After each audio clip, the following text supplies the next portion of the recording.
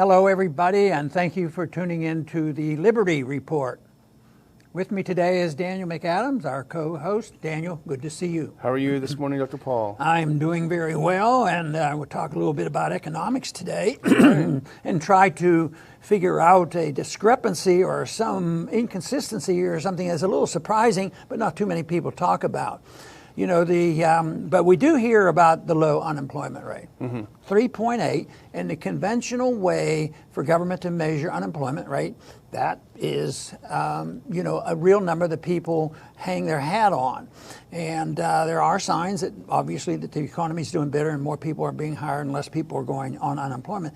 But there's something else that contradicts this very, very super healthy economy, is that homelessness is very, very high. And it seems like if unemployment is low and people need jobs, and why is there more homelessness? I don't think it's an accident that the biggest crisis on homelessness is in the very progressive cities.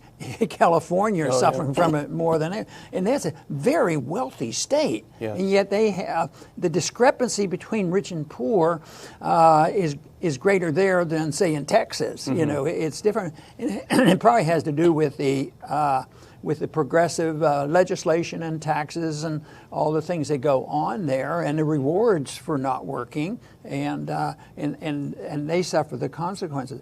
But there is a big difference, and I don't remember any time in my lifetime where anybody even talked about homelessness. Maybe isolated incidents, but nothing like this. When they showed, who would have ever predicted, 5 or 10 years ago? There were some, because nationally wouldn't be shocked to find this happening to us as a major consequence. But nobody, in recent history has said, watch out, this is what's going to happen in California. Before you know it, they're going to have a truck cleaning up the mess every night for the homeless people out there cluttering the streets. And that is what happened. And still, it's not there. They don't put this together. It's the economy, and they don't really even answer the question, where does this homelessness come from? And I think it comes from many, many different areas, but it's hardly a good sign for our society, especially if somebody suggests the possibility that this could spread. And it's almost like people have described, San Francisco and LA area is looking like a third world nation. Yeah. And of course, we happen to believe that when you live way beyond your means in a welfare state, that people, will end up like this, and there will be greater and greater discrepancy. But it seems like maybe if they don't pay much attention to the homelessness, they might not want to reveal exactly how these statistics come. And that's what I want to spend a little bit of time on today, is where these statistics come from, which ones should we believe? And, we've talked recently about, do you believe everything the government tells us? Maybe they're fudging or fibbing a little bit. And we've talked frequently about CPI. They fudge that figure all the time. And some of the benefits are tied to that. So they create the inflation, mess around with the CPI, and the people can't keep up. So if you're on a fixed income and even on Social Security, we do know that some people have jobs and are still homeless. I bet you there's some people who are just on Social Security may be homeless too. Yeah. Under these circumstances. So I want to see what we can do to enlighten ourselves as well as others on why the homelessness to this degree occurs. Well, the statistics are stark, especially as you point out in a state like California. It's an epidemic. Although, as I was reading, many major metropolitan cities have literally declared a state of emergency because of homelessness. But look at this in LA. Excuse me. In Los Angeles, this is an article in Bloomberg late last year, 52,765 in LA alone. That's up 47% since 2012. You look at California as a whole, 134,000 homeless. That's up 14% from just 2016. So there's no question about it that it is definitely rising. We don't see, according to the statistic, a huge drop in unemployment. Of course, Bloomberg comes to a conclusion that I suspect you might not agree with. Problem is simple. Slow wage growth combined with skyrocketing rents. Yeah, that's right. And there is some truth to that.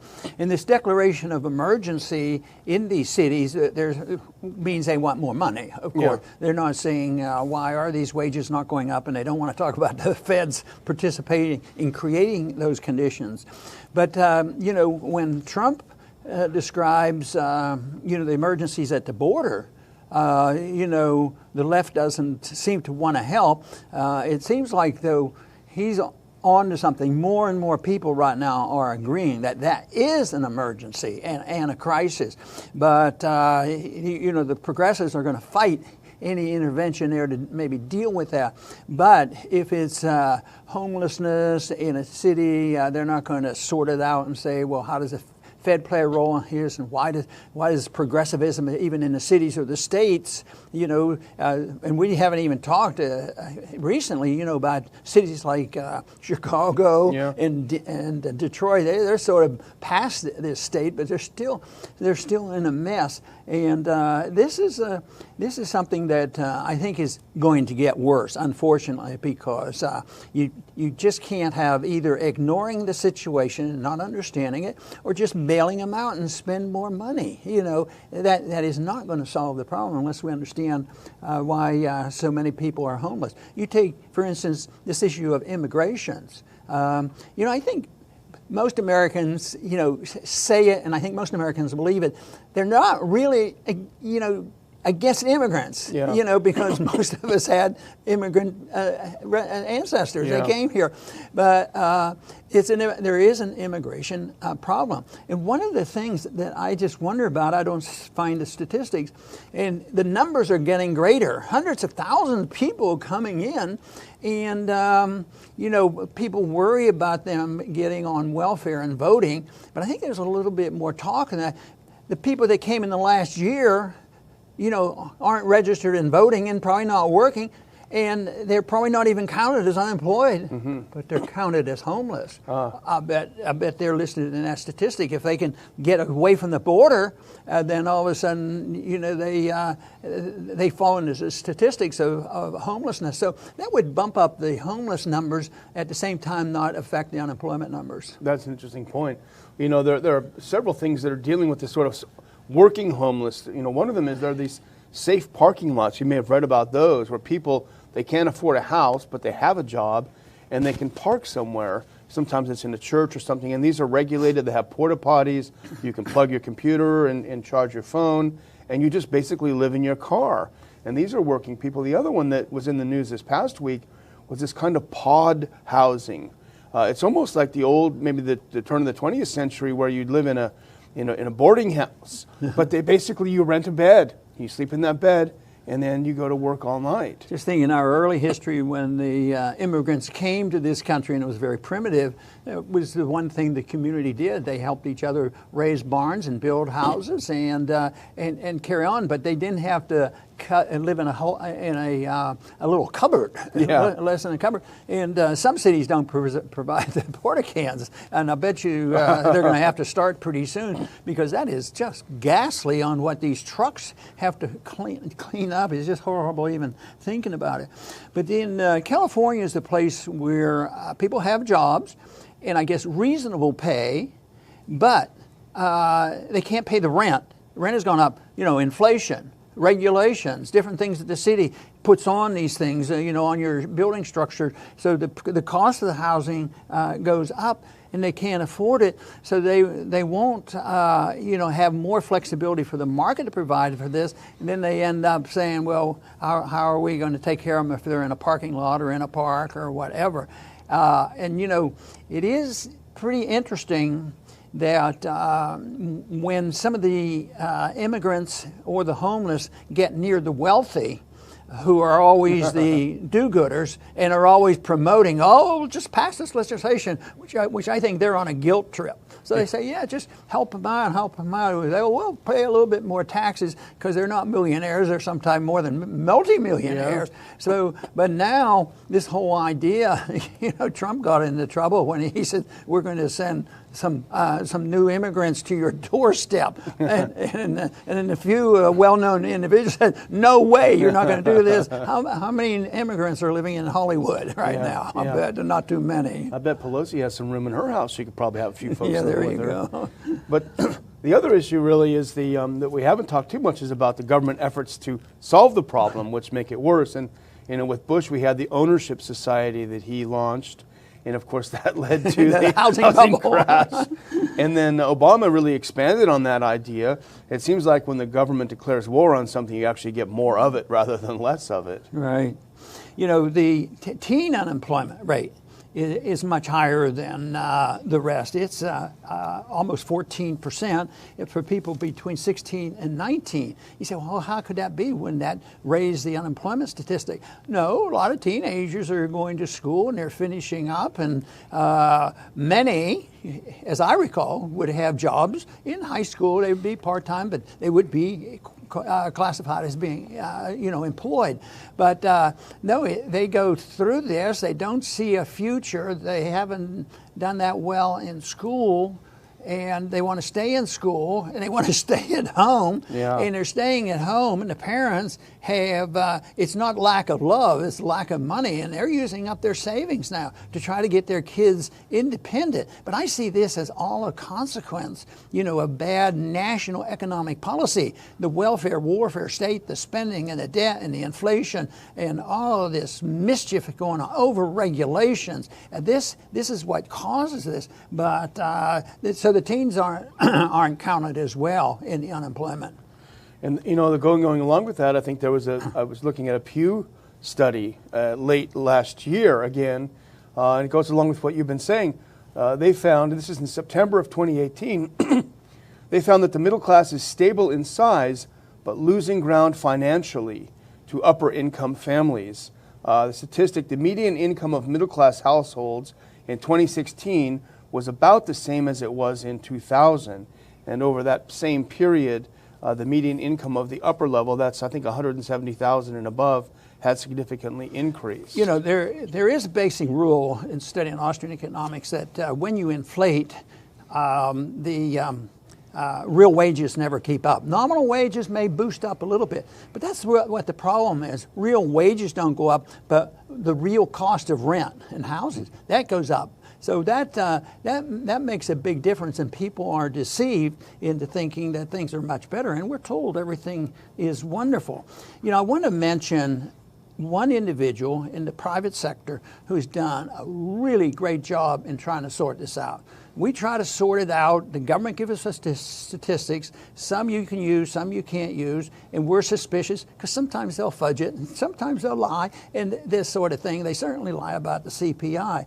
But the statistic that the financial markets watch, and we hear all the time, is the Bureau of Labor Statistics has a number called U3. And that's the one we hear about, and that's the one that's reported at 3.8%.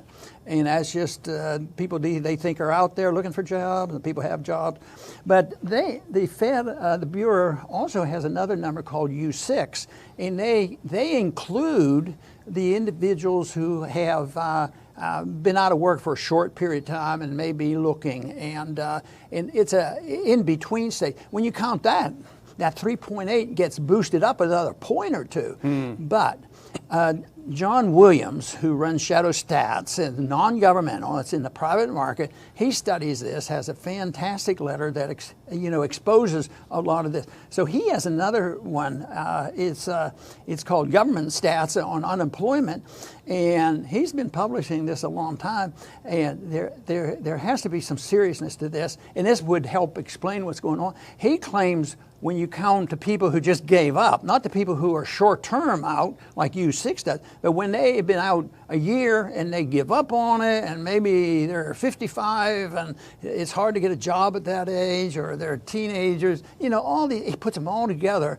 He says that unemployment is over 21%, almost 22%, and that is depression. Wow. And yet that number isn't accepted, because we look at other statistics that they can give us. Well, well, there's more people employed, there are more jobs, less people on unemployment benefit, and that is true. But these other people are just sort of lost, and they're not counted anymore. But I still think the one thing that gets a little bit of attention, the numbers aren't horrendous, but they're way too big because we should have nobody like this, or our veterans. Yeah. The veterans, they get free medical care. That's the kind of medical care, the progressives want. Free medical care, and they probably get, a stipend from the military, but they can't live on it. They also, with post-traumatic stress disorder, they need medications. They get medications. They're on and off medication.